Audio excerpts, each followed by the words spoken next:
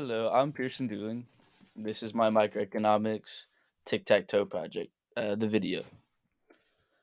So, some important ideas that I want to go over in this slideshow is how to think like an economist, some comparative and absolute advantage example, supply and demand, the basics on that, equilibrium, and then the basics of elastic and inelastic. So, what is economics? Economics is the study and science of human interaction. Economists tend to like to answer and ask questions like why are prices going up? Why are people incentivized to buy things and do the things they want to do? So I want to go over the economic way of thinking. It's basically how economic economists answer these questions of why people make choices under certain situations.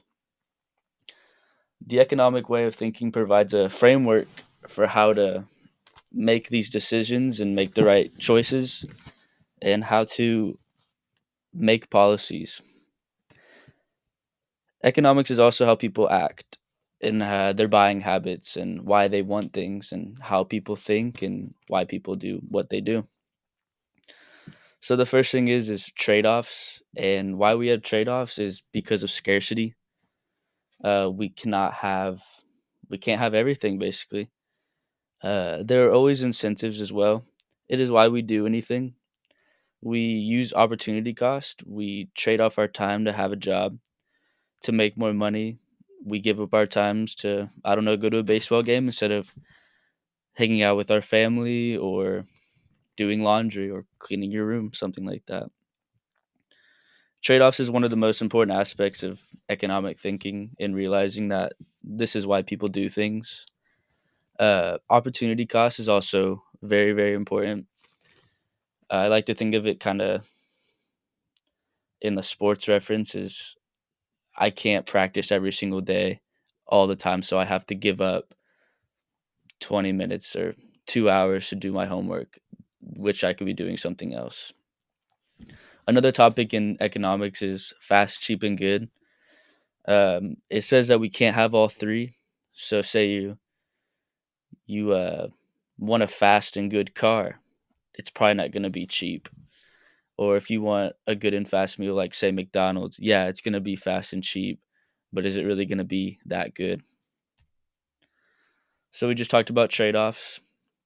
There's a lot that we must make as a human being in economics and just in life. I wanted to talk about like a moneyless society, specialization, and then the bartering. Uh, Back in the day, we would just, if you were a farmer, you would give up a pig to get you a wagon or something like that. But the problem is not everyone needs a wagon or a pig. So that's when we came up with the money. It's just a value of trade, basically. So I work, and then I take my money and I give it to you to get what I need. So some supply and demand. This is actually the demand curve. So it's just as you can see the price and quantities of these things. And this is what this graph would look like, the demand curve.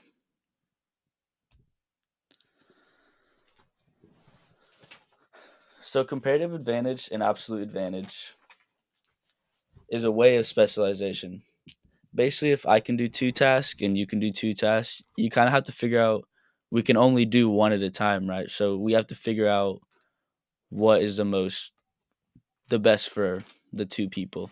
So I have an example about basketball. It's I can make 30 layups in a minute and you can make 15 layups in a minute, which 30 is pretty good. But I can make five threes in a minute and you can only make four threes. So I have the absolute advantage on making three pointers and layups. But the comparative advantage would be I would be doing more layups because and he would be doing more threes even though I can do five more threes than him, but my layups are more important than his one three. So supply and demand is how much of a product we have available to sell, and demand is how much people want this product and are willing to pay for a certain product. So equilibrium is when the condition or state is in balance. So basically, when the 2 points come together in a graph. Uh, the balance of the equilibrium in economics depends on the state of supply and demand and how that is working together.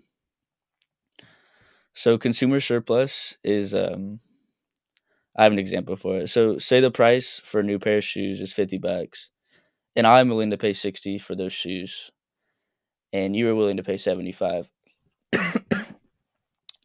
The consumer surplus for me would be $10 because I would be willing to pay 60 and then for you it'd be $25 because you're willing to pay 75. So 75 times minus 50 is 25. So I wanted to end off here with elastic and inelastic. So when a product is considered a luxury good, its demand is more elastic. And then demand for necessities tend to be less elastic.